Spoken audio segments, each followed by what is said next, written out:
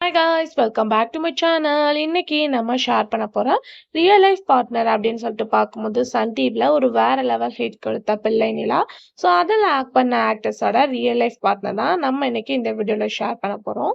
அதுக்கு பிஃபோர் சீரியலை பற்றின மோஸ்ட் இன்ட்ரெஸ்டிங்கான அப்டேட் மட்டும் இல்லாமல் நம்மளோட சேனலில் நிறையவே ரியல் லைஃப் பார்ட்னர் ஷேர் பண்ணியிருக்கோம்.